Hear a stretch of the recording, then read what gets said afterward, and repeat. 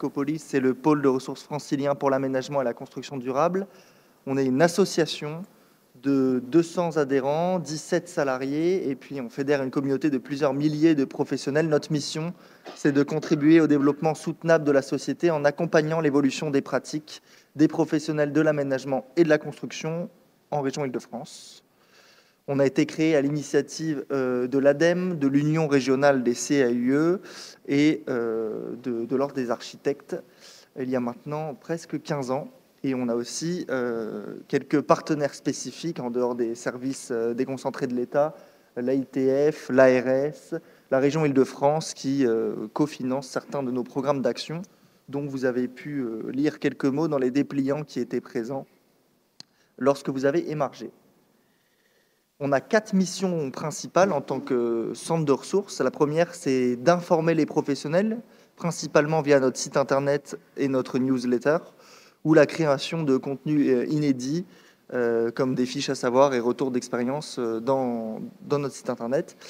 On est aussi organisme de formation, donc à destination des publics maîtrise d'ouvrage, maîtrise d'œuvre que vous êtes ce soir. On propose des parcours thématiques qui sont disponibles. Vous avez le QR code qui était disponible à l'entrée pour accéder à notre catalogue de formation, mais pour en citer quelques-unes, on a tout ce qui est la gestion des eaux de pluie dans les projets d'aménagement, ne plus détruire autour de l'économie circulaire, construire avec les matériaux biosourcés, construire en chanvre, ou encore l'urbanisme favorable à la santé.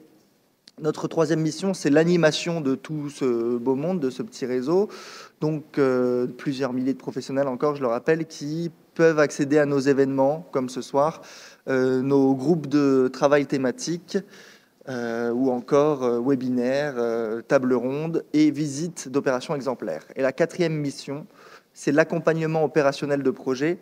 Donc, c'est le pôle que je pilote moi-même autour de la démarche quartier et bâtiments durables franciliens. Donc, cette démarche a été créée en région PACA il y a maintenant 14 ans. Et depuis 2017, elle est disponible à l'échelle de la région Île-de-France. Il s'agit d'accompagner les professionnels qui le souhaitent à des pratiques plus vertueuses en tenant compte des thématiques variées comme celle des matériaux, mais aussi le confort, la santé, l'intégration de la biodiversité ou encore l'aspect social et solidaire. Quelques événements à noter proposés par Ecopolis. Vous avez le 13 juin la visite d'une opération bâtiment durable francilien, la Passerelle, un bâtiment tiers-lieu qui propose légumerie, crèche et salles diverses à la location et qui se trouve dans la ville de Clichy-sous-Bois. Et c'est un projet reconnu BDF niveau argent. Pour vous expliquer rapidement ce que c'est un niveau argent, le BDF est basé sur un référentiel de qualité environnementale et vous avez un certain nombre de points associés au profil environnemental de votre projet qui vous donne accès à un niveau de reconnaissance. Le 11 mai, vous avez un webinaire sur la qualité de l'intérieur et notamment le développement de la toute nouvelle démarche écrin portée par l'ADEME. Et ensuite, pour ce qui est de nos formations, cette liste non exhaustive autour de la construction chanvre, le 23 mai et le 7 juin. Le 26 mai, vous aurez la formation Ne plus détruire, réversibilité et transformation. Il vous est aussi possible d'accéder à la formation autour de la démarche BDF. Concrètement, comment ça marche, quels sont les outils, comment on fait pour faire accompagner son opération démarche BDF.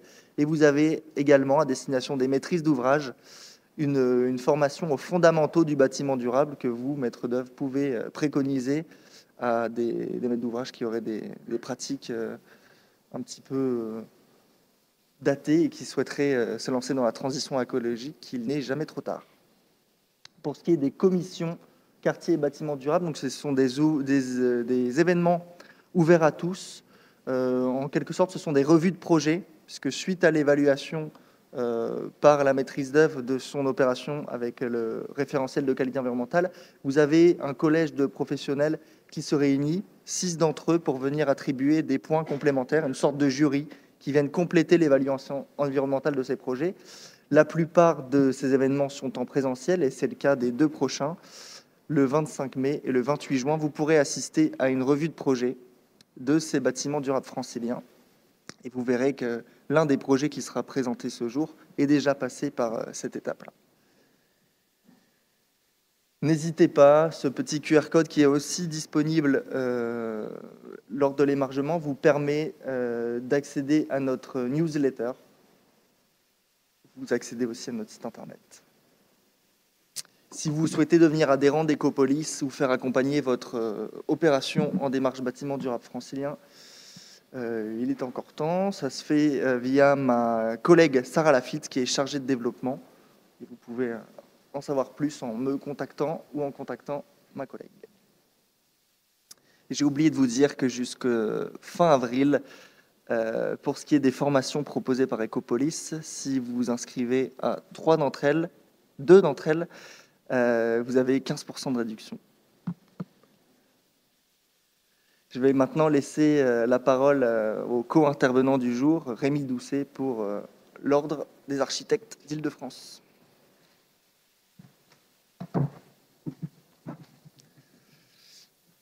Merci, bienvenue à toutes et tous.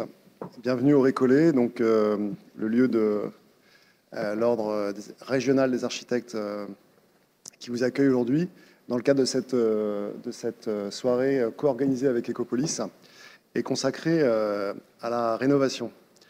Alors un petit mot sur le rôle de l'Ordre qui est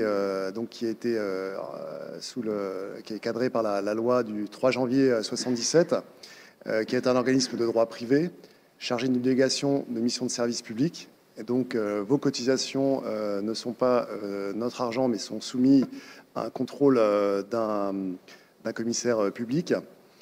C'est important de le rappeler. Son fonctionnement est réglé donc par des textes législatifs et réglementaires, lois, décrets, codes de déontologie et règlements intérieurs. Donc, on traite énormément de sujets qui ont trait à ces aspects régaliens. Il y a des commissions tous les mois. Un conseil de l'Ordre des architectes qui se réunit ici, régional, et qui traite ces dossiers, les oriente dans ces différentes commissions. Donc ça, c'est la mission régalienne. Ça intègre aussi la formation, donc le contrôle de la formation, qui est obligatoire depuis plusieurs années et qui bientôt va être maintenant contrôlé systématiquement. Donc vous pouvez faire des formations aussi dans le cadre d'Ecopolis, qui propose un certain nombre de formations et on vous incite à vous inscrire aussi dans une trajectoire de formation. Il y a pas mal de sujets intéressants et nouveaux en ce moment. Donc on n'est pas organisme de formation, donc il faut vous diriger vers les organismes de formation agréés. Ensuite, on a une mission politique, plus politique, donc de défendre l'intérêt public de l'architecture auprès des décideurs publics, de l'État, des collectivités, des élus et des acteurs privés et de façon plus générale auprès du grand public, donc de mettre en avant les valeurs que nous défendons et l'architecture. On a notamment pour ça des groupes de travail et on exerce effectivement d'ailleurs c'est détaillé un petit peu plus loin. Voilà, on a donc 10 000 architectes et 3 000 sociétés d'architecture en Île-de-France. Donc on développe nos propositions politiques à travers des groupes de travail, donc notamment le groupe de travail sur la transition écologique, sur l'urbanisme, sur les marchés privés, les marchés publics, l'accompagnement de la profession, la commande des particuliers, l'égalité, un nouveau groupe de travail qui est assez actif. Voilà, et ces groupes de travail se réunissent très régulièrement et font des préconisations auprès des services de l'État, régional, voire national. Et on essaye d'influencer donc la commande publique comme on l'a vu. On a édité un vade-mecum notamment sur la qualité du logement. On édite un certain nombre de manifestes ou de positions, le plaidoyer aussi national fait par le CNOA sur notamment la transition écologique que vous avez peut-être pu voir dans les médias. Vous pouvez évidemment télécharger ces prises de position publiques sur le site de l'Ordre et vous en servir aussi auprès de vos maîtres d'ouvrage notamment. On répond donc régulièrement aux sollicitations des pouvoirs publics sur le SDRIF, les PLU, le SCOT métropolitain, le SRHH. Bon, c'est des documents d'urbanisme assez administratifs, mais dans lequel il peut y avoir beaucoup de choses. On a intervenu récemment sur le PLU bioclimatique parisien, qui est assez ambitieux et qui est lié aussi à la thématique de ce soir de la rénovation, puisque on va plus pouvoir beaucoup construire dans Paris, de neuf. Les parcelles deviennent quasiment inconstructibles. Ça a été annoncé par Emmanuel Grégoire la semaine dernière. Et donc, on privilégie la rénovation, la réhabilitation. Et on disait avant la reconstruction de la ville sur elle-même, et ça met même un peu plus loin que ça, puisque les parcelles auront des taux d'emprise de 40% seulement et 60% de pleine terre. Donc on ne pourra plus beaucoup construire dans Paris. On va essayer de dédensifier donc, les zones métropolitaines pour répartir un petit peu mieux, construire là où c'est encore possible et souhaitable. On organise également des soirées régulièrement, comme ce soir, en soirée, des matinales plus spécifiques vers les professionnels. Voilà, ou des groupes... des groupes de liaison, notamment thématiques sur les biosourcés ou sur la rénovation énergétique, ou encore vers les territoires qu'on rencontre à travers nos journées du territoire où le Conseil de l'Ordre reçoit ou rencontre les collectivités sur les territoires. Donc on a fait aujourd'hui déjà les Seine-Saint-Denis, Seine-et-Marne et Essonne. Et on va continuer dans les Yvelines dans les prochains mois. Voilà, donc je ne vais pas être trop long. Voilà, et je laisse donc un petit mot d'introduction sur ce 10e cycle et l'épisode 2 de ce 10e cycle, donc, qui est consacré à la transformation au sein de la rénovation. Alors, pourquoi ce thème de la transformation? C'est un thème évidemment actuel. Le cycle 9 était consacré à construire autrement, donc avec des matériaux biosourcés ou avec du réemploi ou avec une programmation originale, mais on était encore dans du neuf. Là, ce 10e cycle donc s'attaque au sujet de la rénovation et de la réhabilitation. Alors, pourquoi ce thème? Alors, je vais rappeler quelques chiffres qui circulent maintenant de plus en plus. Le bâtiment produit un tiers des gaz à effet de serre dans le monde. Alors, un quart en France, on est un peu des bons élèves, apparemment. Le bâtiment consomme aussi la moitié de l'énergie, toute énergie confondue en France. Alors là, on rejoint plus le thème de la rénovation énergétique. Et donc, pourquoi on parle de ce thème? Parce qu'on connaît évidemment 4 crises: le réchauffement climatique, l'effondrement de la biodiversité, l'épuisement des ressources, le sable, l'eau et aussi l'énergie qui vient aussi de ressources extérieures. Et une 4e crise, la crise migratoire, qui est une crise qu'on nous annonce devant nous. Voilà, c'est pas très drôle de rappeler ces crises qu'on connaît tous. Donc ces nouvelles crises appellent des nouveaux objectifs, donc qui s'inscrivent dans la loi européenne, la loi française, la SNBC, donc qui vise à la neutralité carbone en 2050. Et donc ça nous interpelle, donc les professionnels et notamment les architectes, pour renouveler nos pratiques, et notamment en lien avec tout l'écosystème francilien, puisqu'on est ici à l'ordre régional. Et donc, on se doit de mettre localement en résonance tout notre écosystème, amont et aval, entreprises du côté de l'offre, donc entreprises artisans qui doivent se former à la rénovation, en passant par la maîtrise d'œuvre et la maîtrise d'ouvrage, qui évidemment doit aussi accélérer sa mutation du neuf vers la rénovation, la réhabilitation. Donc les objectifs, on a parlé de la loi SNBC, il y a la loi ZAN, la RE 2020, tous les dispositifs publics de rénovation énergétique, le PLU, les PLU bioclimatiques. Donc on a parlé du PLU bioclimatique parisien qui est très ambitieux, qui va être voté au Conseil de Paris en juin. Il y a aussi le CNR donc, du gouvernement qui s'est réinterrogé récemment sur les biosourcés et la rénovation et sur l'acceptabilité de la construction neuve également. Donc tous ces dispositifs publics se renforcent d'année en année, de jour en jour. Et notre rôle ici, ce soir, c'est de vous montrer des projets exemplaires qui s'inscrivent dans ces grands objectifs, puisque c'est là, effectivement, que va se jouer ces grands objectifs. Est-ce qu'on sera capable de répondre à ces objectifs, et tout en intégrant la qualité architecturale, puisque on est là pour ça.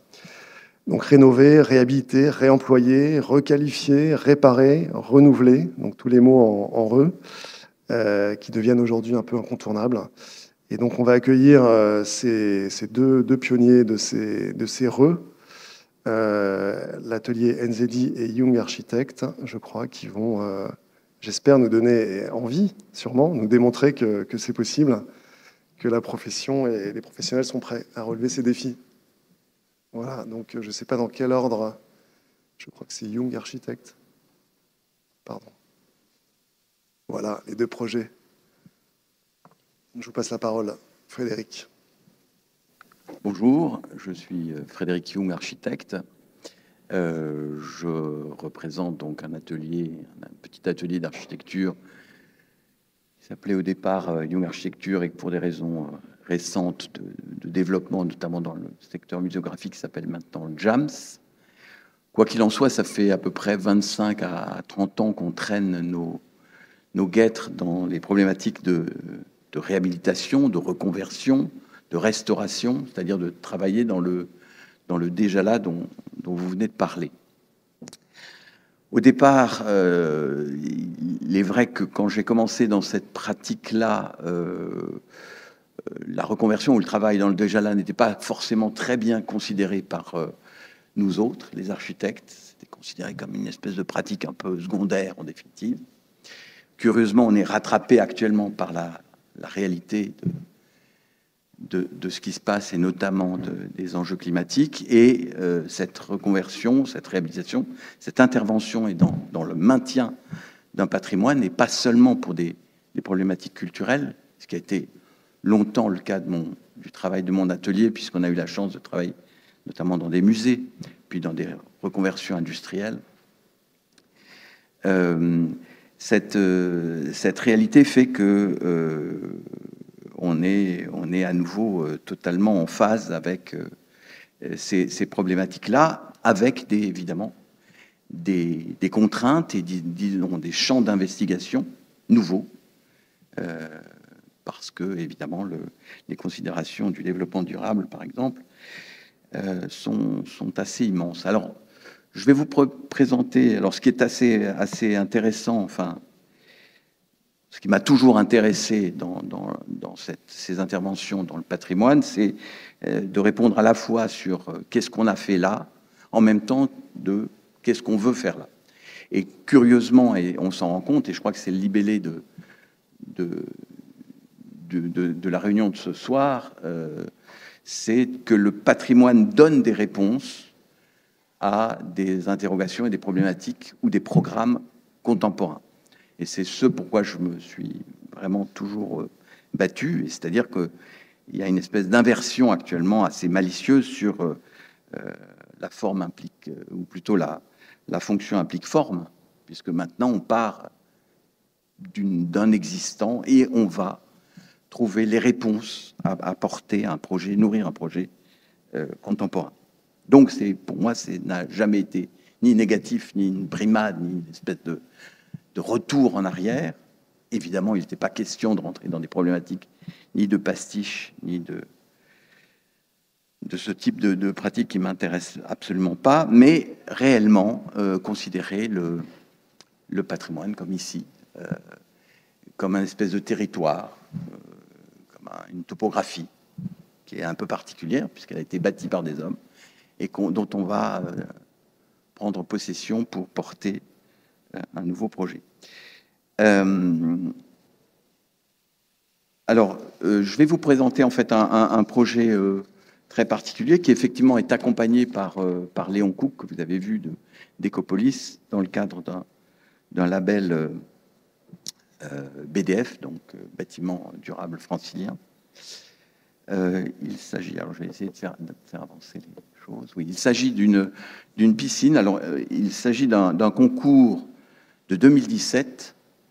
Ce que je vais vous présenter, c'est un arrêt sur image en 2023. On en est au permis de construire. Donc, pour comprendre que les choses prennent du temps, sont complexes.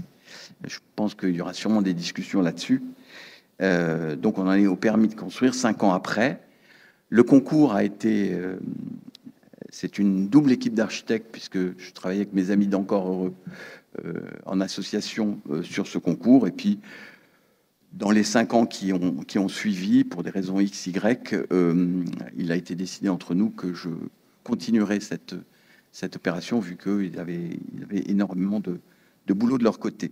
Quoi qu'il en soit, c'est un travail commun qui a permis d'établir les bases de cette proposition. Alors, c'est un projet à Saint-Denis, dans le centre de Saint-Denis, donc peut-être au centre, en fait, du 93. C'est un projet de piscine des années 30, enfin de reconversion d'une piscine des années 30, totalement désaffectée et totalement tombée en désuétude depuis une vingtaine d'années. Le site est extrêmement bien desservi puisqu'on est vraiment contre ce qu'on appelle l'hypercentre, la basilique. Évidemment, les bâtiments de Gailloustet sont en face, ceux de Gaudin un peu plus loin. Enfin bon, il y a une espèce de concentration de choses. Et il y a le théâtre Gérard Philippe qui est au bout, qui pourrait devenir un partenaire. Je vous expliquerai pourquoi. Donc on est véritablement au cœur aussi des transports. Puisqu'il y a 3 métros, 2 tramways, enfin bon, bref, j'en passe, c'est des meilleurs. Mais du coup, l'équipe que nous avions formée à l'époque dans le cadre d'Inventons la métropole du Grand Paris est une équipe, bien sûr, de maîtres d'œuvre, d'architectes et d'ingénieurs, mais aussi d'utilisateurs. Pour nous, c'est fondamental dans ce cadre de travail. D'ailleurs, c'est fondamental en général. Je trouve que les meilleurs travaux que j'ai pu faire, ça a toujours été en partenariat étroit avec un utilisateur. Bien sûr, il fallait une partie aussi financière, donc on avait investisseurs et promoteurs qui est toujours Vinci Immo qui mène cette opération.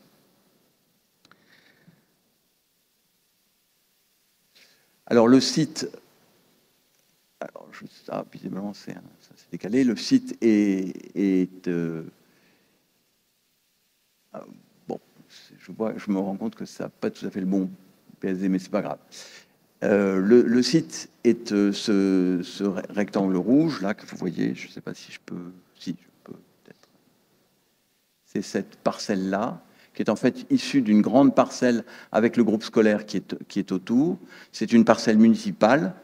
Comme tous ces travaux d'Inventons la métropole, enfin la métropole du Grand Paris, c'est une espèce de négociation entre une collectivité publique et des opérateurs qui proposent une nouvelle vie à ces entités.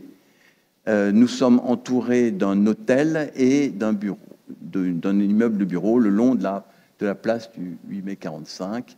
Donc vraiment très, très au centre, sur une voie, le boulevard Félix Faure, qui est très passant, avec évidemment la ligne de tramway. Comme vous le voyez, c'est une parcelle totalement bâtie, quasiment parler de ces modifications du PLU, dans ce cas-là, c'est une parcelle extraordinairement dense. Alors c'est un bâtiment des années 30 de Gaston Dolla. C'est un bâtiment assez émouvant et assez incroyable, notamment évidemment par son bassin, qui n'est absolument pas visible depuis le boulevard, qui est en second rang. Le bâtiment du boulevard, c'est le bâtiment servant, le bâtiment des services, des cabines de douche, des vestiaires. C'est un bâtiment extrêmement intéressant par sa configuration et notamment ses bassins. C'est un bâtiment de cette volonté politique de la ceinture rouge, notamment de Paris, d'offrir notamment l'accès au sport à tous.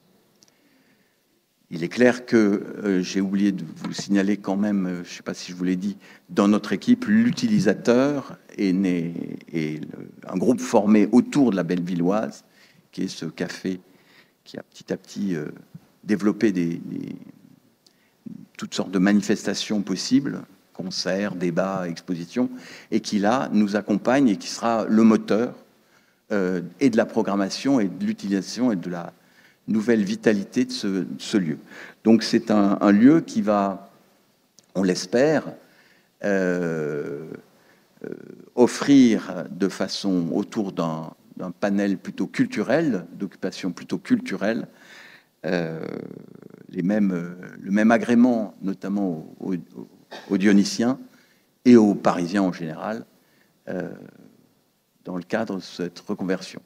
Alors ces équipements, on en a plusieurs. Je crois que Dolé était très marqué par le travail de Bonnier dans évidemment la piscine de la Butte aux Cailles. Un peu avant, je crois même que Bonnier était dans le jury, donc il y a une espèce de connivence et un travail commun. On sent dans ces bétons des années 30, dans ces arcs doubleaux, et qui viennent tenir des voûtes et qui permettent de créer des spatialités assez étonnantes avec une pénétration de la lumière que vous voyez là en partie zénitale assez remarquable. Alors cette piscine, comme toute, a évolué. Dans les années 90, on avait perdu son ravissant petit carrelage en damier. Il y a eu un nouveau bassin qui s'est imposé, un bassin pour enfants, et puis une œuvre, un certain nombre d'éléments qui ont marqué le développement. Quoi qu'il en soit, actuellement, c'est malheureusement un bâtiment totalement à l'abandon, extrêmement dégradé, dont toute la partie années 30, je ne sais pas pourquoi ça. Hop. Ah non, c'est là. Toute la partie années 30, qui est donc cette partie-là, a été fondamentalement modifiée. On ne trouve aucun élément de modénature en façade, en tout cas, de l'écriture art déco de l'époque. On trouve fort heureusement quelques éléments de ferronnerie que l'on va conserver, retaper avec bonheur. Et puis, évidemment, on va se concentrer sur la pérennité numéro 1, c'est-à-dire celle qui va porter l'utilisation et tous les scénarios d'usage de ce grand espace, c'est l'espace du bassin. Donc ça, c'est dans les pérennités, évidemment, qui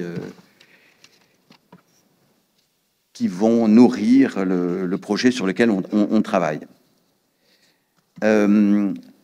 La réalité, depuis, donc, comme je vous le disais, on a gagné en 2017. Le projet a été extrêmement, à mon avis, secoué dans les 5 dernières années pour des raisons juridiques. Quand on passe, évidemment, du public au privé, il y a un certain nombre d'accords, d'exigences mutuelles qui mènent à des débats quelquefois assez musclés entre la puissance privée qui va reprendre le flambeau et la puissance publique qui cède, mais qui, en contrepartie, exige un certain nombre de choses, qui est la moindre des choses. Donc, bref, entre ces débats-là sur les usages et le devenir du lieu et la finance, vous vous en doutez tous, c'est la pierre d'achoppement de l'équilibre d'un équipement culturel qui doit vivre de ses propres moyens in fine. Et donc, toute l'équation financière de cette opération est assez complexe. Bref, nous avons eu un feu vert à la rentrée de 2022 et on travaille à nouveau sur ce projet depuis septembre 2022. La première je dirais, le premier acte dans une reconversion, c'est effectivement un diagnostic que nous, on avait déjà fait pour tous les points positifs qui allaient porter le projet, ces fameuses pérennités. Mais il y a aussi, évidemment, le revers de la médaille, c'est de quoi on hérite réellement. Et effectivement, une piscine qui a quasiment un siècle et qui a eu 80 années de chlore, d'eau, d'inondations multiples, présentent des pathologies terrifiantes. Donc malheureusement, les diagnostics de la rentrée ont été beaucoup plus désagréables pour nous que ce qu'on pensait. Nous qui, par exemple, comptions réutiliser le bassin, il est clair que ce bassin ne pourra pas être utilisé en l'état, en tout cas pas comme ça. Donc c'est un bâtiment, on s'inscrit aussi dans ce fameux équilibre financier, dans une densification pour permettre à l'équilibre de l'ensemble de l'équipement. Donc on a travaillé sur un programme proposé par la Bellevilloise, qui est à la fois la grande salle, un restaurant évidemment qui nourrit et qui fonctionne avec la grande salle, et puis un petit équipement qui est un équipement hôtelier, mais qui a des définitions un peu particulières, parce qu'il y a des typologies de pièces, de chambres très, très différentes, et puis des partenariats avec des associations ou des utilisateurs, notamment culturels, comme le TGP, donc le Théâtre Gérard Philippe, qui est à côté, qui sont envisagés pour faire fonctionner cette résidence. Donc voilà, ça c'est des images du concours, donc cette espèce de stratification, d'addition, puisque l'addition est un des actes de la reconversion, et donc dans laquelle on imaginait proposer une densification le long du boulevard, tout en gardant cette espèce de découverte formidable qu'une fois qu'on passe la première épaisseur, on se retrouve dans cette salle assez extraordinaire. Donc là, un étage type de la petite résidence hôtelière du haut, donc de cette espèce de résidence, avec, comme vous le voyez, selon le type de public et d'utilisateurs, des toutes petites chambres pour les visiteurs, les étudiants, des chambres multiples et puis des chambres beaucoup plus classiques. Donc il y a une espèce de réflexion globale sur le projet de la part de la Bellevilloise pour répondre à toutes les dimensions de ces envies-là.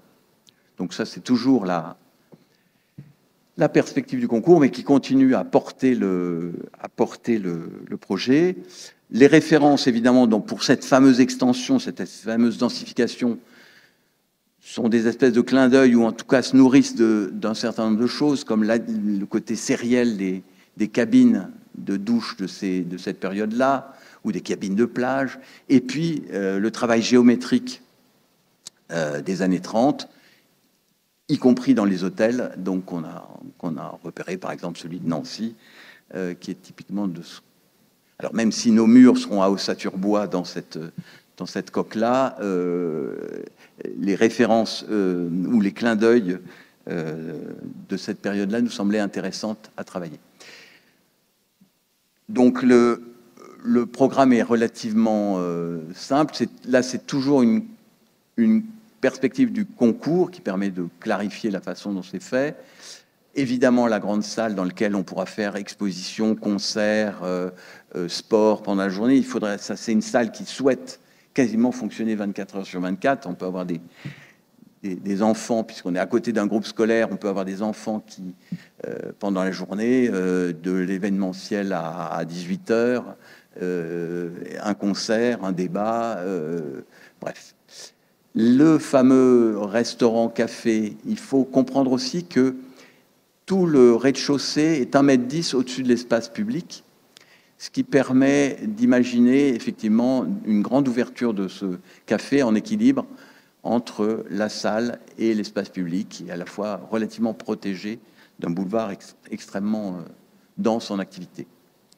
La partie, évidemment, la partie hôtelière, avec ce qu'on appelle un joint creux, c'est-à-dire une dissociation des deux parties, puisque évidemment on a un travail, je dirais, qu'on pourrait qualifier de quasiment patrimonial, même si à 80% il va falloir qu'on reconstitue cette espèce de serlienne, ces cannelures, cette typographie. Tout ça malheureusement a été totalement éradiqué. On va reconstituer un maximum de cette partie-là, de ce socle patrimonial des années 30, un espèce de joint creux et l'extension proprement dite. Donc ça, c'est toujours au moment du concours. Il est clair que ce qu'on voit là, maintenant, notre travail actuel, on est obligé de se séparer de la structure du bassin qui était, comme vous l'avez vu, totalement irrécupérable, malgré toute l'attention du bureau d'études Kefren qui travaille avec nous. Et donc, on travaillera quand même sur la mémoire du lieu qui est fondamentale ici, c'est-à-dire cette histoire de bassin, et qui permet là aussi, dans les rapports scéniques, un nombre de combinaisons assez remarquables. Donc ça, c'est les différentes possibilités proposées par la Bellevilloise sur la multiplicité des programmes qu'ils imaginent pour cet endroit. Un plan de principe donc, dans lequel on voit bel et bien donc, la partie entre deux, qui est en fait cette immense salle, qui est une salle des pas perdus, enfin, et le hall de la grande salle, à la fois le restaurant, à la fois l'accueil de l'hôtel, enfin bon. Ça sera évidemment un endroit assez vivant, on en est convaincu. Alors, avec des discussions assez intéressantes actuellement,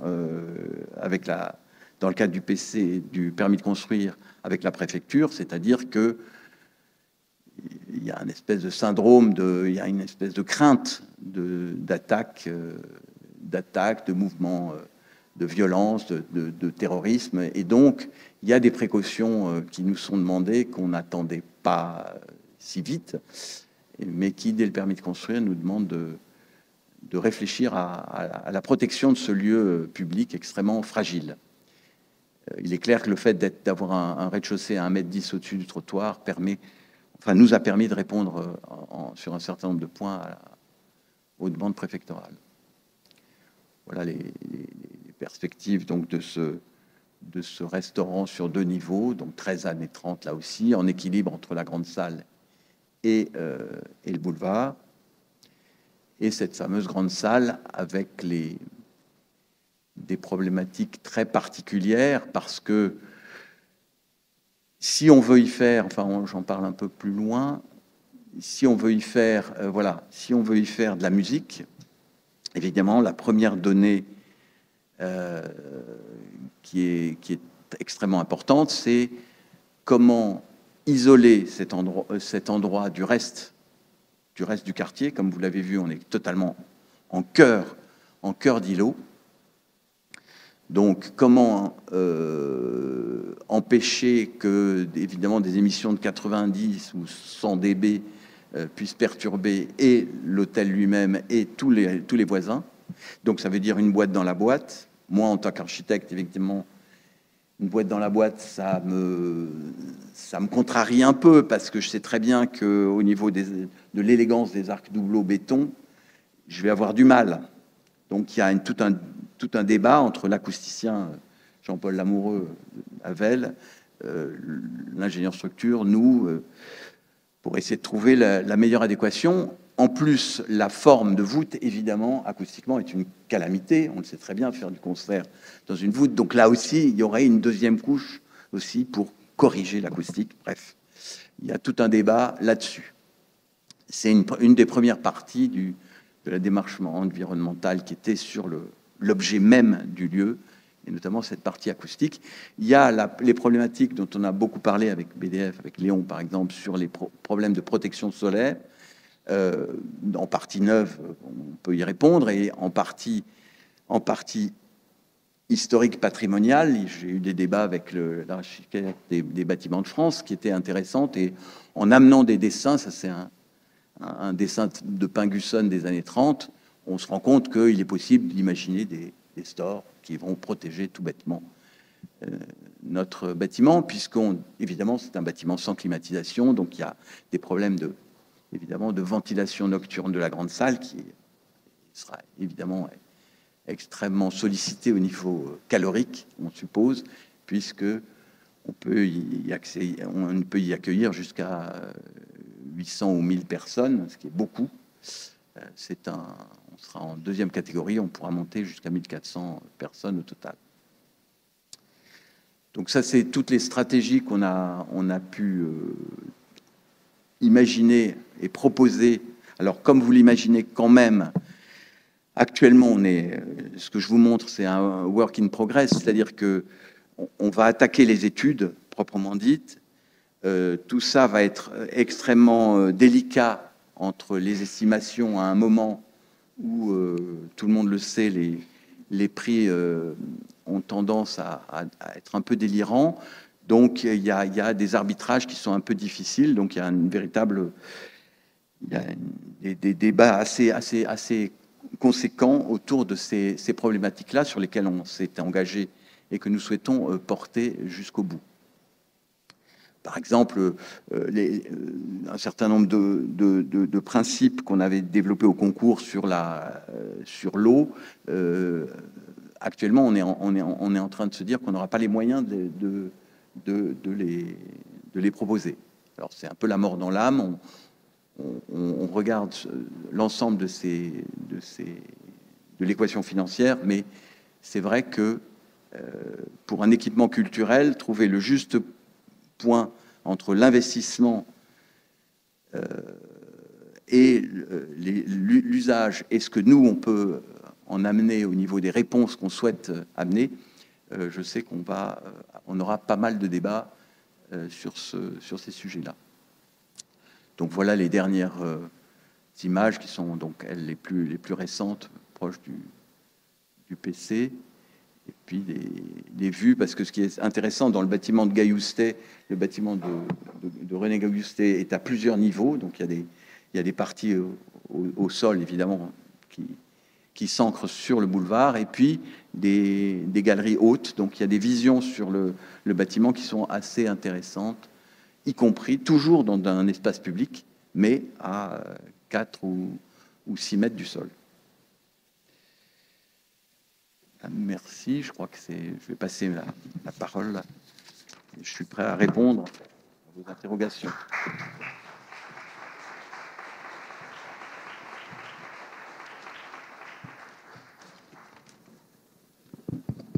Merci Frédéric. Ce que je vous propose, contrairement au premier épisode, c'est qu'on passe tout de suite au deuxième intervenant et on les fera remonter tous les deux sur scène pour qu'ils répondent à vos questions. Donc, j'appelle Gianluca.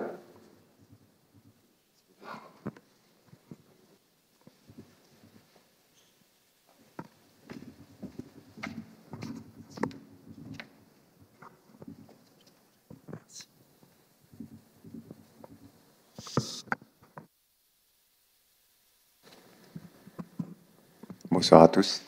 Alors, bonsoir, je suis Lucas Godenzi, NZD Architecte.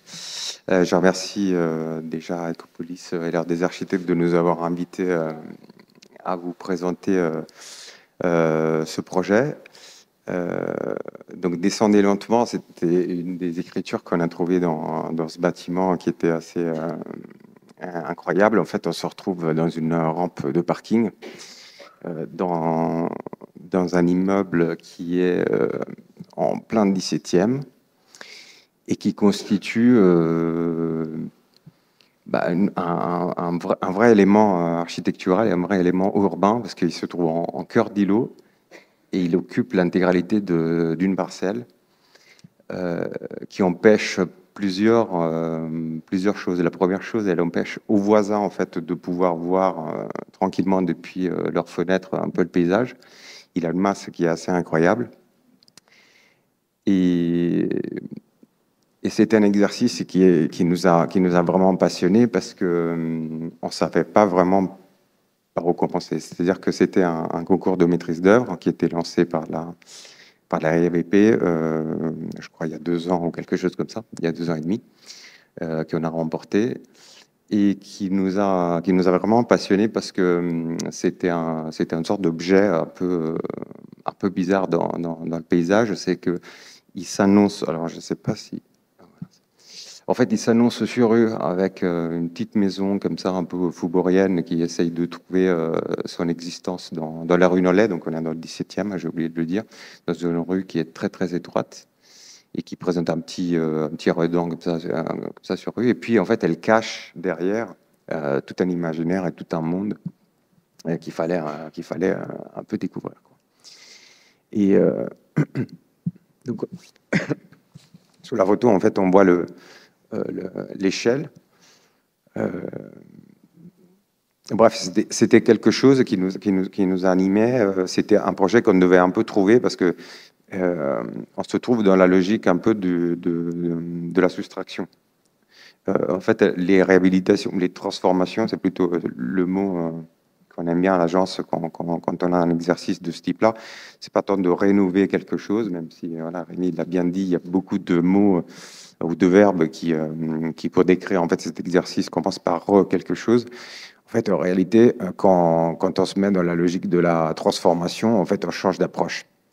C'est que si d'un côté, on peut avoir un exercice comme celui de Frédéric, où il y a quand même des éléments patrimoniaux qui sont assez reconnaissables et qu'on a envie en fait, de protéger, quand on va transformer les choses,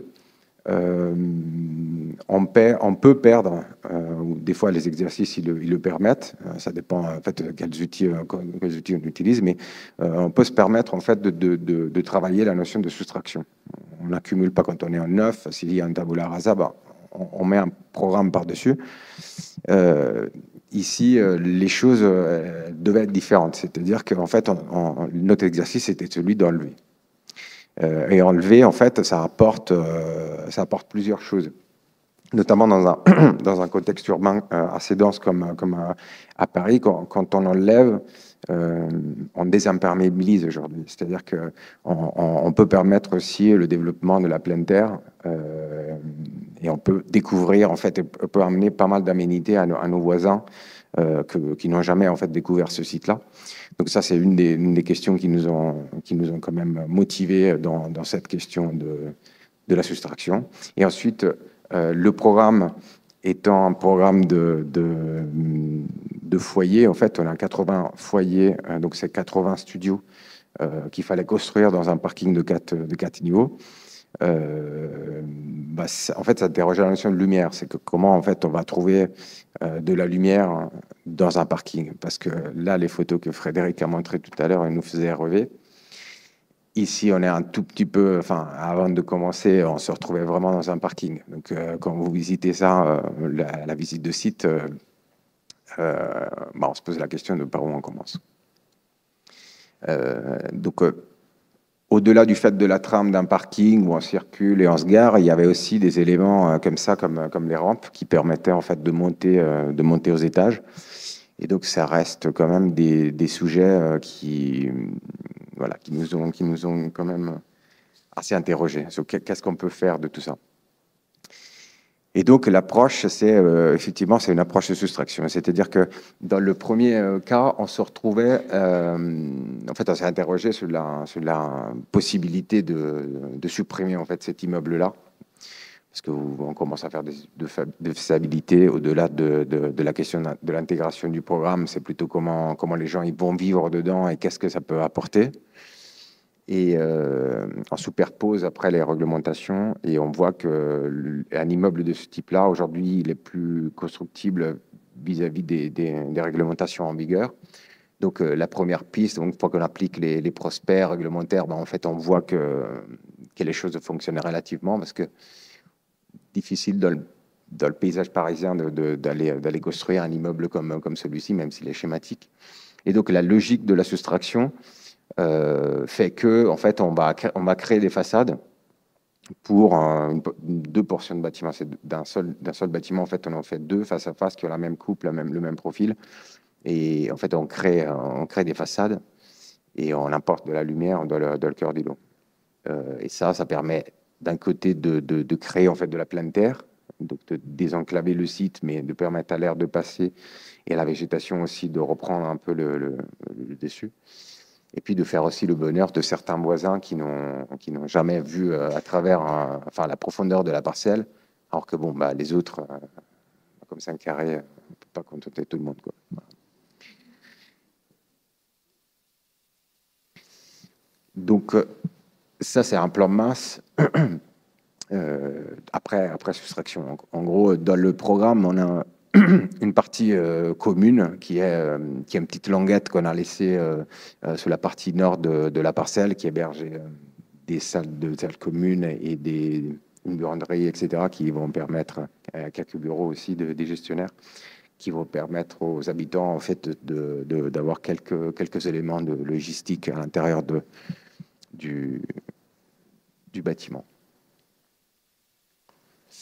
Donc ici, on a préparé quelques plans que j'ai mis en parallèle, où on voit en fait en rouge les parties qui vont être supprimées et les parties qui vont être rénovées en bleu.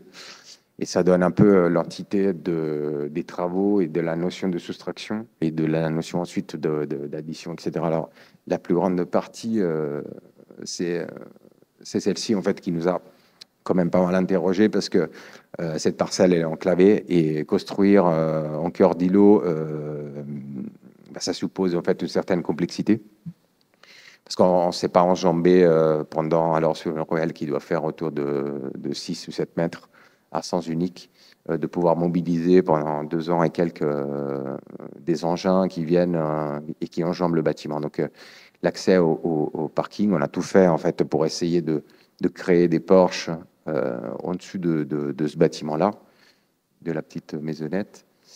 Mais en fait, on s'est rendu compte qu'on ne pouvait pas. Donc ça, c'est une partie qui a été nécessaire de démolir pour des questions de logistique, pour pouvoir construire. Le reste, et après, on l'a reconstitué d'une autre manière.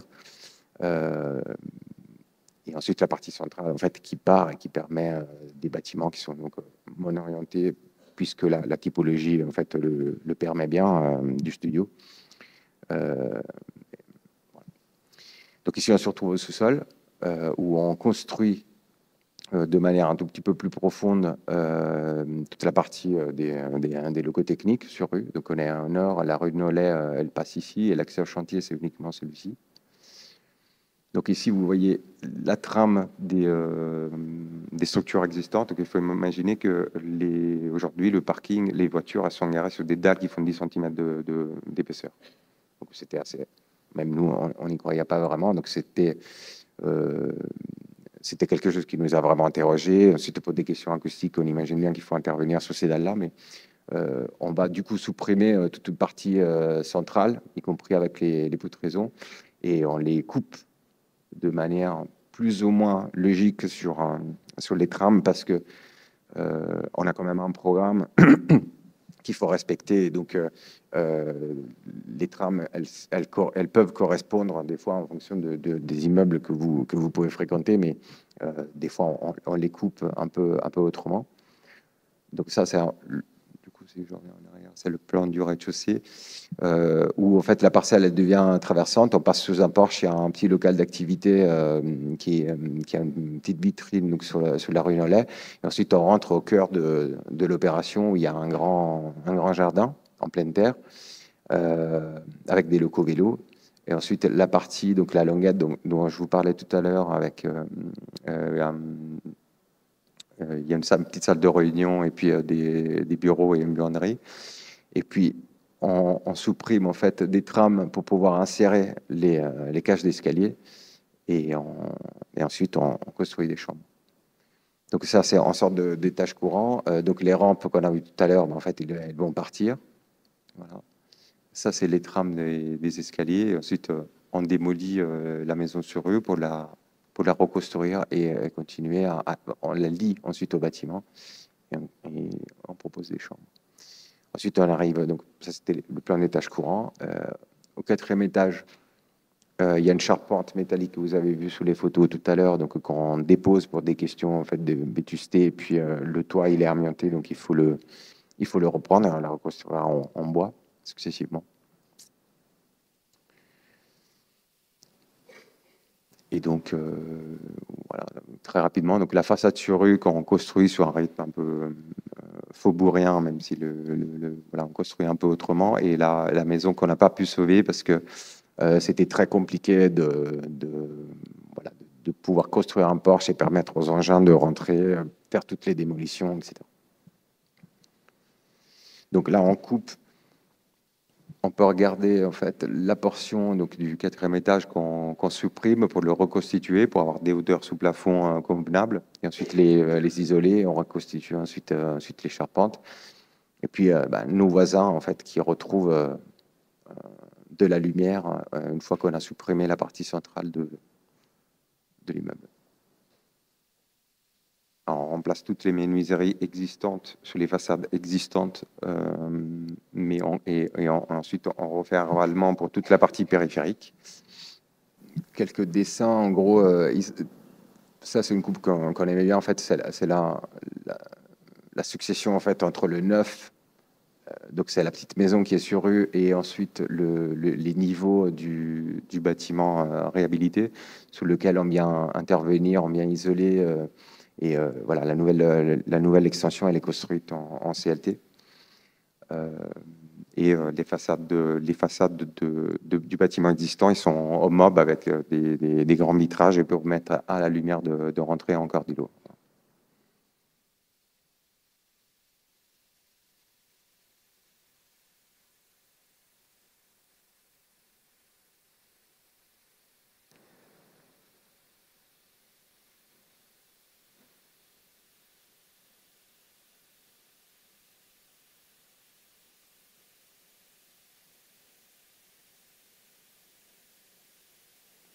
Alors, après, j'ai mis des photos de chantier parce que bon, les dessins, c'est toujours marrant à l'agence, mais quand on met les pieds dedans, dans un parking, il faut construire des logements avec des voisins qui sont à proximité, dans un immeuble qu'on découvre parce qu'on a des diagnostics. Effectivement, c'est vrai qu'on a des diagnostics, etc., mais on ne peut pas faire des diagnostics sur l'ensemble de l'immeuble, et il s'avère que c'est vraiment compliqué des fois parce que même l'entreprise, elle se rend compte que le bâtiment, il est pas fondée ou elle n'est pas fondée comme il faudrait. Et bon, la découverte, elle est toujours au rendez-vous. Donc ici, parmi vous, il y a Mathilde qui est la chargée de projet de l'agence. Et donc, elle découvre, elle aussi, tous les mercredis, qu'à chaque fois, en fait, on a un sujet et on doit quasiment encore commencer. On commence par purger, en fait, enlever, et chaque mur n'est pas construit pareil. Les dalles, elles ont des situations toujours spécifiques, même si on comprend. Donc, il y a des choses qu'on imagine garder et qu'ensuite, pour des questions on peut mettre en péril quand même pas mal de monde, donc on les reprend. Et donc, ça, c'est une photo en fait de la charpente qui est donc la toiture qui est amiantée, qui est donc traitée. Donc on supprime.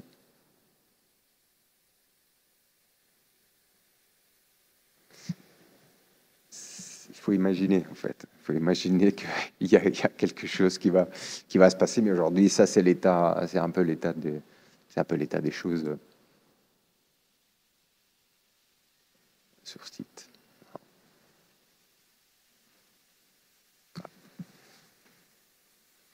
Merci beaucoup.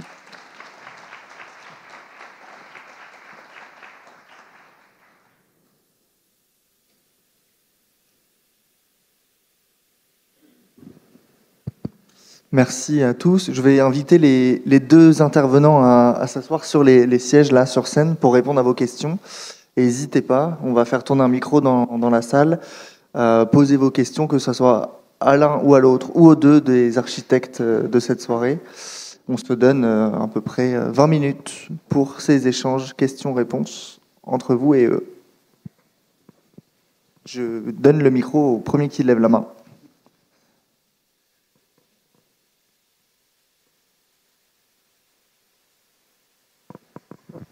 Bonjour.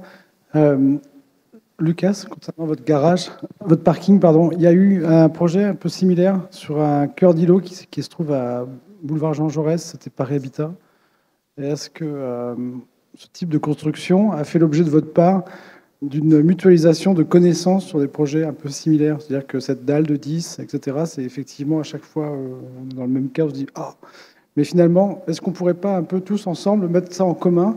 Et c'était l'occasion de l'exposition qu'il y a eu, par exemple, au Pavillon. C'est de se dire que cette connaissance, on la touche tous de manière un peu individuelle.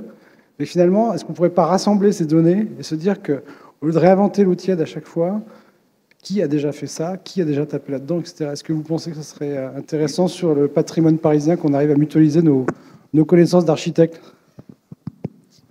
Oui, tout à fait. En fait, cette exposition, elle était là aussi pour un peu, je pense, pour mettre ensemble tout ce type de connaissances. Il est vrai que c'est quelque chose qui est possible de partager, déjà parce que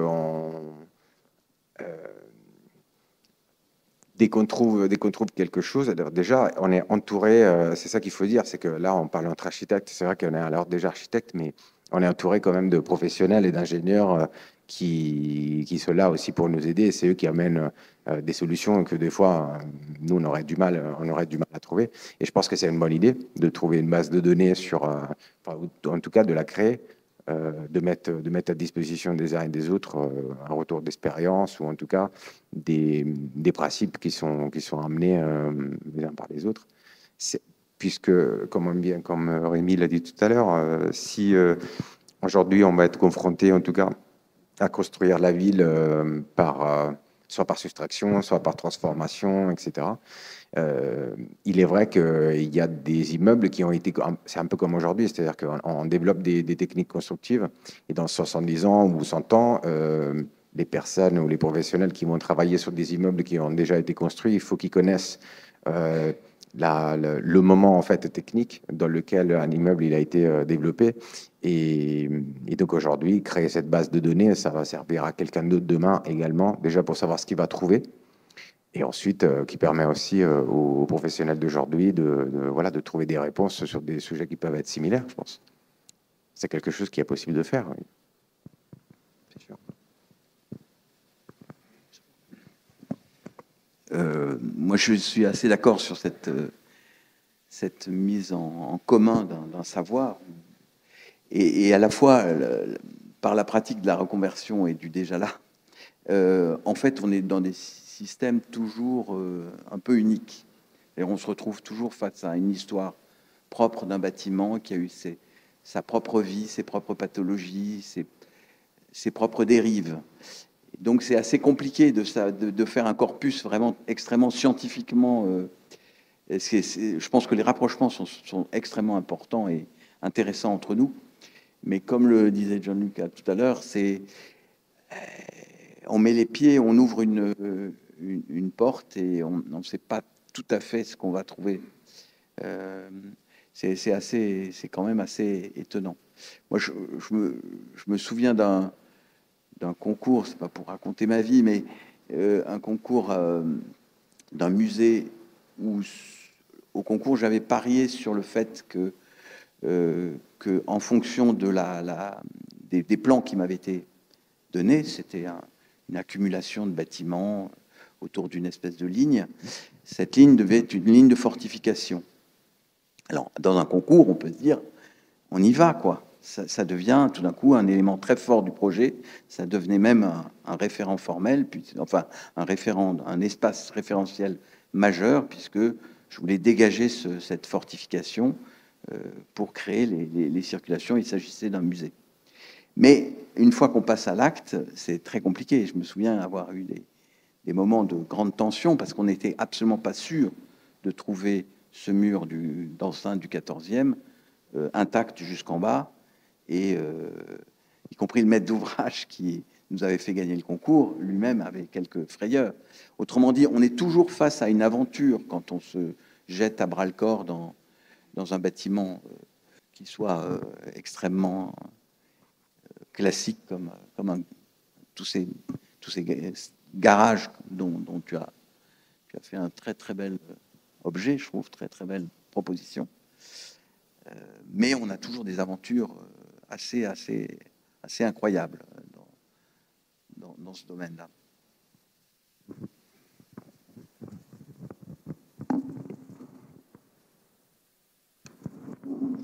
bonsoir, est-ce que vous m'entendez comme ça? Je suis assez touché par le projet de parking parce qu'on a fait un projet qui ressemble énormément à votre projet.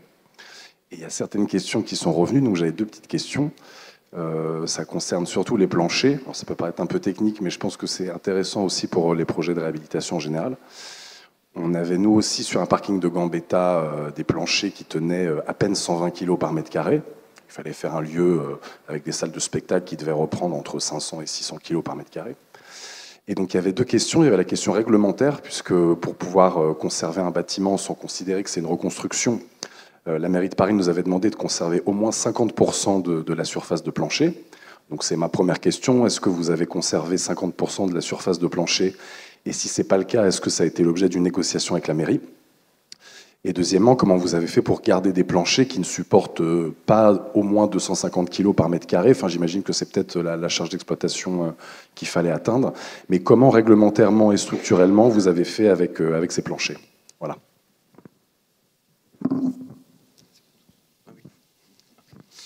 Alors oui, salut. Aujourd'hui, je ne sais pas si, je parle très honnêtement parce que le permis date d'il y a quelques temps, je ne sais pas si on a le 51, le 49, le 70, etc. Ça, je ne pourrais pas te dire. Ce que je peux dire, c'est que les dalles, elles ont été renforcées en tout cas. On a parlé déjà 2 questions. La première, c'est la structure, mais la deuxième, c'est l'acoustique. Donc il y avait quelques dessins que j'avais montrés sur lesquels on a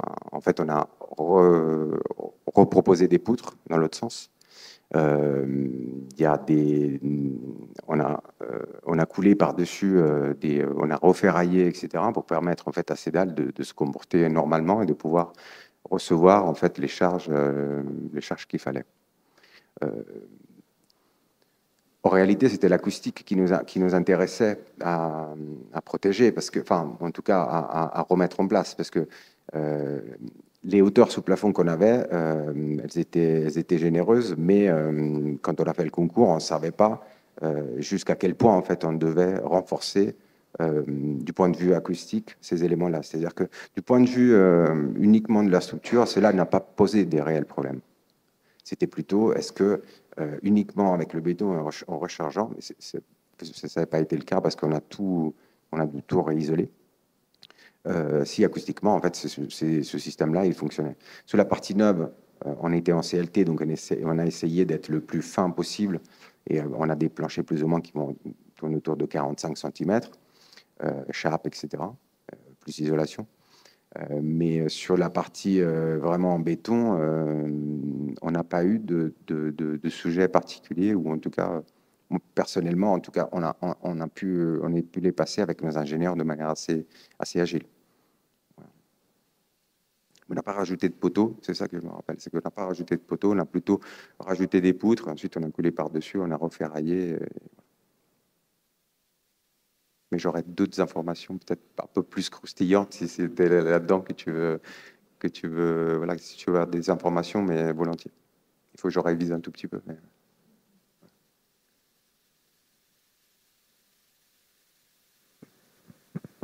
D'autres questions?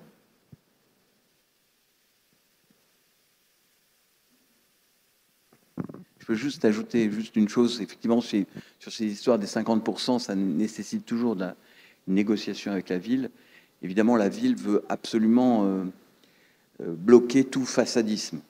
Or, et donc, de façon un peu arbitraire, ils ont décidé que 50%, au-delà de 50, on tombe dans le façadisme. C'est-à-dire qu'on dénature totalement le bâtiment, on le vide de sa substance pour ne garder qu'une enveloppe, qui est une espèce de chose morte. Donc, on comprend très bien les préoccupations de la ville sur ce sujet-là. Et à la fois, je pense qu'il ne faut pas hésiter à négocier quand c'est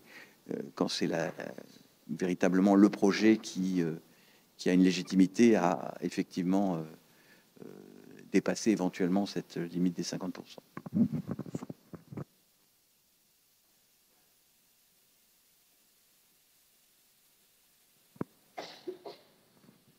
Moi, j'avais une question sur les 80 logements qui sont dans le programme et qui sont aussi valables pour le problème de la piscine. C'est-à-dire que le programme est posé à un moment donné en amont du diagnostic. Et donc, qu'est-ce qui se passe là? Est-ce que le programme est bien ficelé? Comment vous négociez cette histoire-là? on a un bâtiment qui est considéré par le maître d'ouvrage comme une caisse potentielle, des mètres carrés, des mètres cubes. Bon, bref, il a sa vision là-dessus. Il fait travailler un programmiste ou lui-même. Enfin, voilà, il détermine qu'en fonction de quelques critères, il y a un programme qui doit faire tourner le tableau Excel. Le bâtiment est un des composants, un seul. Et vous arrivez là-dessus et vous devez résoudre l'équation. Maintenir le tableau Excel en place, associer tous les 5% qu'ils ont budgété en imprévu qui passe à 12-15 en fonction de ce que vous venez de raconter, etc. Est-ce que vous pouvez nous raconter cette histoire-là de manière réelle et pas, enfin voilà, la vraie histoire de cette négociation entre...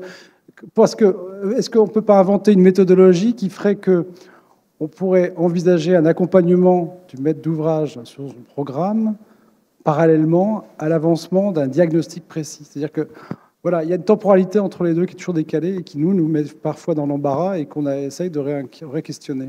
Est-ce que vous avez eu besoin de ça? Là, ça sent le vécu. Je pense que tu t'es frotté à Je des me frotte faisabilités. tout le temps à ça. Je voudrais votre aide là-dedans. Voilà. Non, mais ça sent, mais en fait, c'est la vie, je pense, de nous tous ici. Je ne sais pas s'il n'y a que des architectes, mais probablement, il y a aussi des maîtres d'ouvrage ou des ingénieurs. Mais c'est un peu comme tu l'imagines, c'est qu'il y a une faisabilité en amont. Et donc, les études, ils se font comme sur tout programme.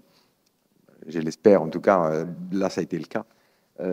Où il y a un des confrères en fait qui passe en amont et qui accompagne le maître d'ouvrage pour définir en fait la capacité de l'exercice. Les 80, ils sont pas à 150 et ils sont pas à 20 parce que probablement dans cette analyse préalable qui n'est rien d'autre qu'un diagnostic en soi, la capacité ne fait rien d'autre que donner des lignes guides déjà au maître d'ouvrage, et puis ensuite, le maître d'ouvrage peut décider ou pas de l'insérer dans le dossier de concours.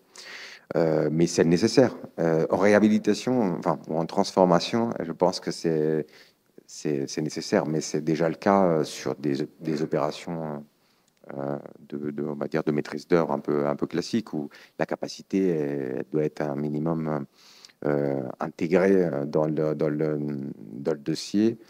Parce que aussi le chiffrage, les estimations, etc., ils se font sous la base en fait de ce travail que des confrères ils font en amont.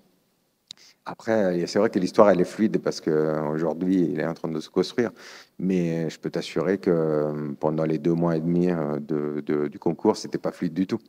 En fait, il faut trouver la piste, il faut trouver la clé, et des fois, on construit un peu moins.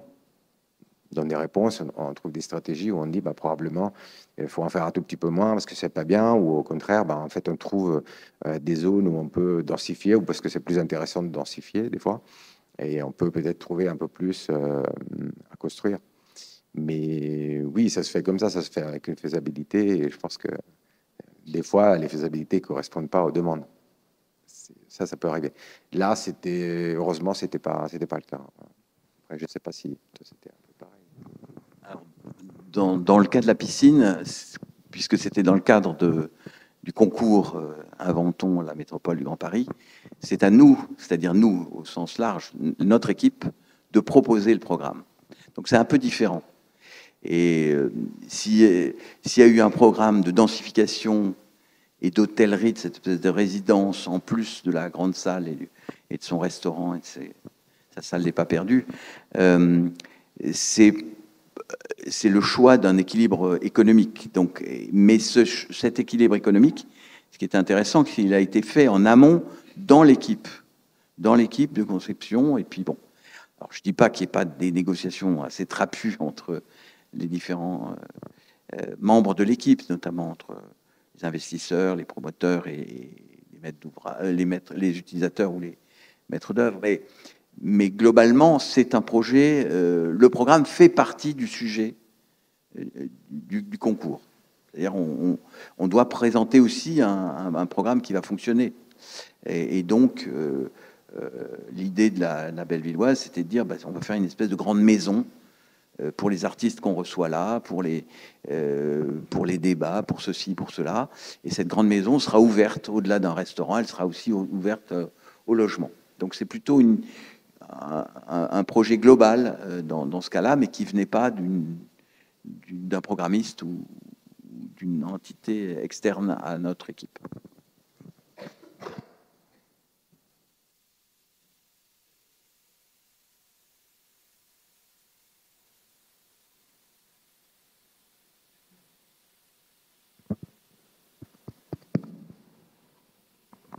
Oui, bonjour. Oui, je voulais réagir. Quand on voit la complexité que vous avez pu rencontrer l'un comme l'autre, enfin, déjà au chantier pour l'un, puis au permis de construire pour l'autre, on a l'impression que le gain en termes de réemploi, si on peut dire, en fait, c'est plutôt un réemploi de densité, de droit à construire, qu'une économie d'énergie ou de transformation simple, en fait. C'est plus, est-ce que vous partagez ce point de vue? Non, non. Pour moi, c'est la reconversion, c'est bel et bien scoltiner avec la matière et scoltiner avec l'espace, avec ce qu'on a. Donc ça rentre parfaitement en écho avec le souhait actuel de ne pas démolir.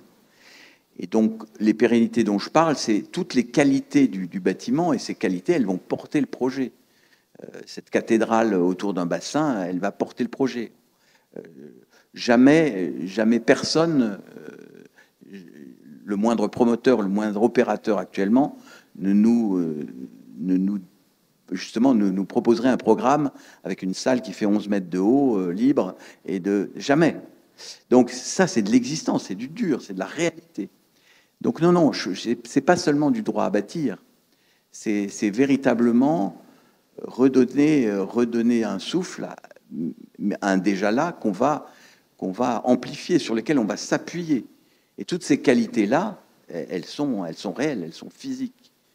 Alors évidemment, dans le cas de la piscine, malheureusement, je dirais la surface et la délicatesse et le plaisir des choses, notamment de cette architecture des Art déco de 1930, a été gommé un peu par la bêtise des hommes au fur et à mesure. Mais donc ça, on va essayer de le retrouver. Certes, on va le refabriquer. Mais le gros de la proposition, ça reste une réalité. Je pense que John Lucas aussi, il se bat avec la matière, il se bat avec la spatialité de ce garage. Merci. Alors en fait, là, je comprends très bien ta question. Mais en fait, en réalité, tu fais des exercices. Et là, il y a des exercices qui arrivent comme ça. Alors, en faire remonter des informations, des fois. Mais à la base, tu as une opportunité sur un exercice. Donc, tu peux avoir une opportunité de transformation qui amène un des thèmes que tu viens d'évoquer. Tu en as un autre qui amène un deuxième thème que tu as évoqué. Ils ne sont pas tous concentrés. Il n'y a pas qu'un exercice qui justifierait de faire ça.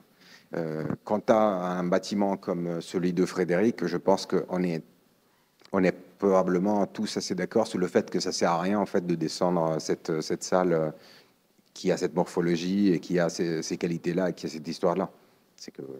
Donc il n'y a pas de question, je pense, de foncier, il n'y a pas de question de réemploi, il n'y a pas de question. C'est juste qu'on se trouve quelque part à devoir analyser, suivant notre expérience, la qualité en fait de ce coin de ville. On peut pas le nier. Les photos historiques, le bâtiment il était là avant que moi je puisse venir au monde. Alors il y a beaucoup de gens aussi qui n'étaient pas nés quand la piscine a été construite. Donc on peut se poser la question de en réalité, si on a toujours cette petite pensée de dire, aujourd'hui, on m'a donné cet exercice-là, il faudrait que je quitte cet exercice et que cet objet il soit meilleur de quand je l'ai pris en main. Donc, une fois qu'on rentre dans cette logique-là, tu as des opportunités sur l'approche. Et des fois, tu peux dire, tu vois, par exemple, l'exemple du parking, oui, la constructibilité, elle était, si on le détruisait, on le refaisait, aujourd'hui, on aurait fait moins de mètres carrés probablement. C'est vraiment pour rentrer dans ton interrogation. Mais c'est tellement incroyable comme histoire de dire qu'on met des logements dans un parking que je ne sais pas si c'est plus la première ou la deuxième qui justifierait un acte de ce type-là. Et ça, c'est un point de vue architecte, c'est un point de vue un peu de développeur ou de professionnel autour de cette question-là. Mais les énergies que tu mets en place, ça n'a rien à voir avec aux énergies que tu mets dans un immeuble neuf, où il faut tout inventer, ou à la limite, tu reprends une série de connaissances que tu as et tu les appliques. Là, c'est vrai que tu as la matière et tu as le dur, et tu trouves des solutions par rapport à cet exercice-là. Donc, c'est beaucoup plus complexe, mais je comprends tout à fait la question. En tout cas, c'est légitime. C'est légitime, ouais, de dire ça. En tout cas, c'est pas la seule. Il faut imaginer que c'est pas la seule manière de faire, parce que tu peux avoir des immeubles qui n'ont aucun intérêt et que ça serait mieux, effectivement, de ne pas les transformer.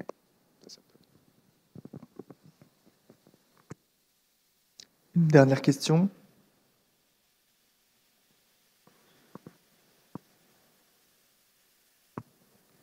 Bonsoir. Je voulais savoir comment, je parle le projet du parking, comment vous gérez la dépollution du parking, enfin des dalles que vous utilisez, que vous réutilisez même si vous les ferraillez. Est-ce qu'il y a des problématiques particulières, j'imagine dans le parking, le fait aussi de créer l'ouverture centrale, comment vous avez un peu géré la dépollution au moment du chantier?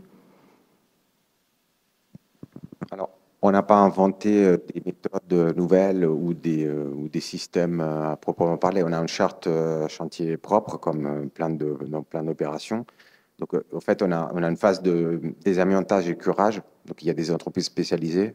Donc, toute la partie on va dire toute la toiture qui était amiantée, etc., elle est traitée de manière, on va dire, conventionnelle, quoi, réglementaire. Et après, pour le reste, en fait, les déchets, ils sont amenés en décharge parce qu'on n'a pas de vraie qualité de ces éléments-là qui peuvent arriver. En revanche, ils peuvent être reconcassés, etc. La qualité des matériaux qu'on a découverts, qui ont servi pour le bâtiment, elle est vraiment médiocre. C'est que on n'a pas il y a des mélanges des fois de matières qui sont très difficiles à imaginer aujourd'hui, et que c'est difficile en tout cas de les retrouver. Il n'y a pas une logique de restitution ou de réemploi à proprement parler de ces déchets-là, sur ce projet-là, parce que les déchets, ils sont vraiment de très très mauvaise qualité, et des fois ils sont aussi contaminés comme l'amiante, les couvertures, etc. C'est vrai que c'est dommage d'avoir des charpentes métalliques qu'on peut pas réutiliser, mais je pense que ça pourrait être l'objet d'un autre cycle de conférences, peut-être à l'ordre des architectes, sur ce matériau-là, qui a quand même énormément d'avantages et qu'on a quand même du mal à remettre après dans le cycle de vie des nouveaux bâtiments.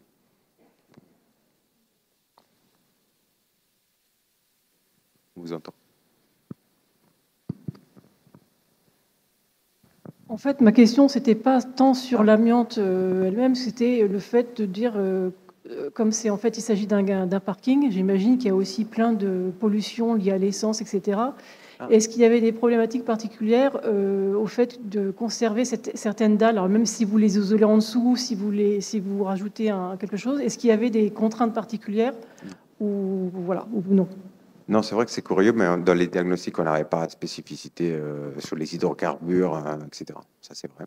Il y avait en fait, en réalité, il y avait une cuve à fuel, je crois, qui avait été enlevée avant que le parking soit mis en vente. Donc, on avait une sorte de zone. C'était plus l'éther qui était affecté sur une petite portion, mais c'était pas les dalles à proprement parler. C'est curieux, c'est vrai. Mais...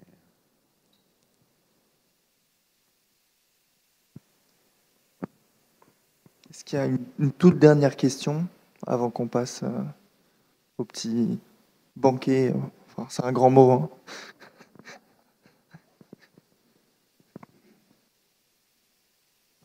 Je voulais revenir aussi à des questions un peu techniques sur le béton.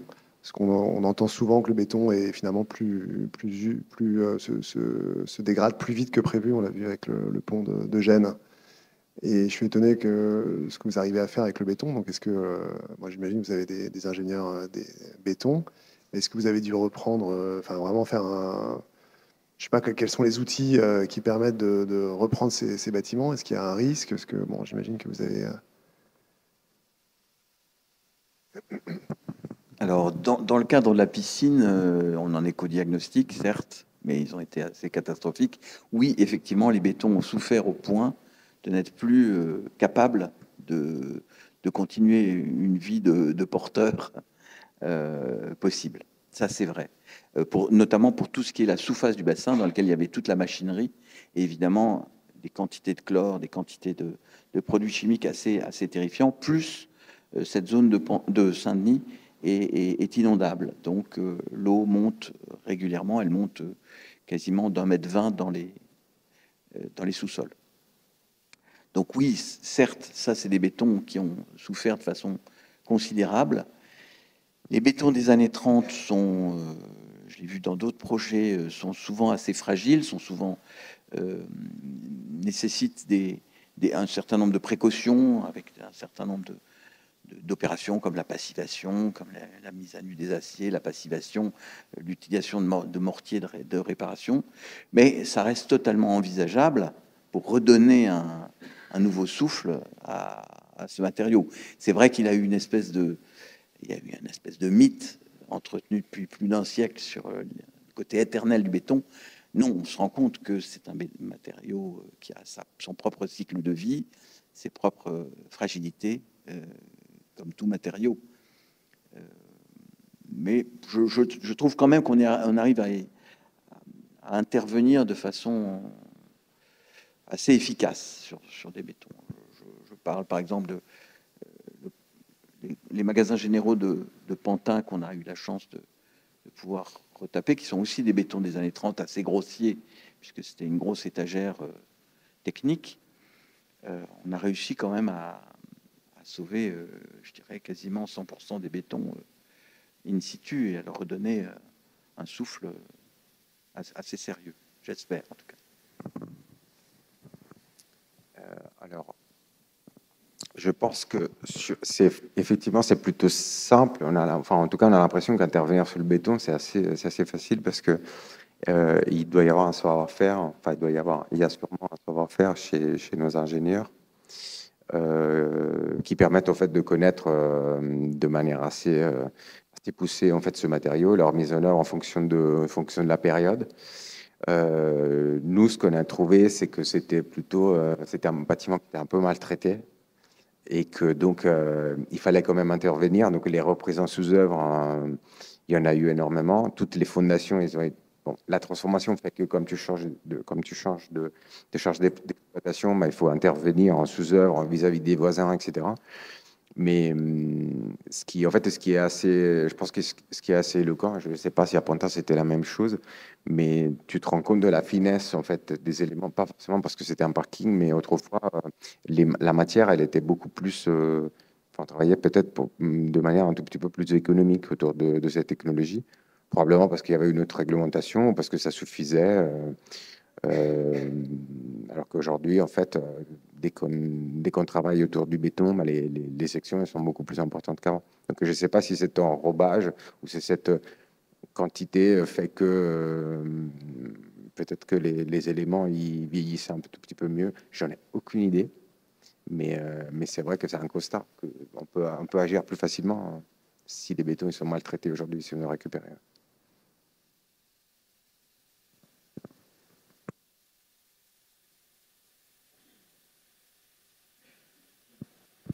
Merci à tous. On va terminer pour ce soir les débats. Je vous invite à noter dans votre agenda le prochain rendez-vous, ce sera le 22 mai, donc la semaine d'après le week-end de l'Ascension. Et il y aura comme thématique à l'ordre du jour, vous avez deux possibilités, on n'est pas encore sûr du calendrier, mais ce sera soit autour de rénover pour préserver notre patrimoine avec des sujets qu'on retrouve beaucoup en Île-de-France. Qu'est-ce qu'on fait quand l'avis de l'architecte des bâtiments de France se pose? Et l'autre solution, ça serait un peu plus classiquement rénover avec les matériaux biosourcés, c'est-à-dire travaillé sur des réhabilitations, rénovations qui ont employé ce type de matériaux. Donc, j'espère vous voir nombreux le 22 mai. Et merci à tous. Et merci à nos intervenants.